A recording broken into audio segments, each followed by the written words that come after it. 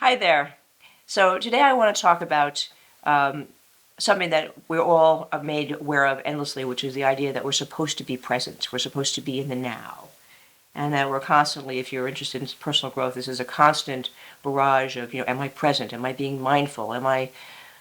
And of course, you know how that goes. Whenever you think about something, you ruin what's happening, right? You take yourself out of the experience and you start analyzing it. So, is there a way to be in that state of what I call presentness without tripping yourself up because you're now trying to measure whether or not you are? And this is a big consideration. So what I found was that when I began to do the word of the day regularly, and I used the part of it that had to do with time management because that was a place where I identified having less skill than in actually creating.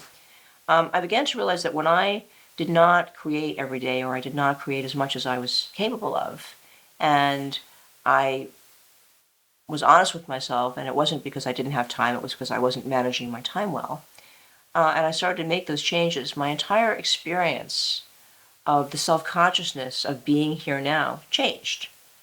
Because, of course, what is time management? It's about finding ways to be doing in the now what matters to you. And it's not expressed that way. But I found that and when I used this technique for many years because I was a writing coach, and I would work with these very successful people who always had to write their next book, or they had to finish something and there were 4 things going on, that this kind of organic time management where you accept the fact that your true identity, as opposed to your constructed identity, really wants you to be the kind of artist. And when I say creative and artist, I mean anything. It could be cooking, it could be stamp collecting, it's whatever you deem as your act of creativity. It really doesn't matter. This is between you and you. And the time that we are most present and most available is when we're doing that thing that we love, our passion. You know that from when you go out to dinner with friends that you like, whereas you spend time with your significant other or your children or someone who is really close to you that you passionately love. It's just a qualitative difference, neither good nor bad. So what I'm going to suggest here is that we sort of put a little pin in this myth of being here now and the importance that we're constantly being barraged with. First of all, there's a logical fallacy. As soon as you say the word now, it's not now anymore. Now is in the past. And so you're being asked to do something that you really can't do. And obviously, it's a leap of faith and it's taken with a metaphor. But I don't think that your true identity will put up with that. I think that your true identity, which is not the constructed part of yourself that sort of gets along with everybody, but your true identity, which maybe doesn't get along with many people, is like, I'm tired of this. I'm being pressured to be a way that I want to be anyway, but it's taking all the fun out of it because I've got to be mindful and watch it, whatever. So here is what I suggest. I suggest that you take on the statement, and I wrote it up on my wall. It came to me in a dream a few weeks ago. It's helped me tremendously. And the statement is, every moment that you're present is a sacred moment.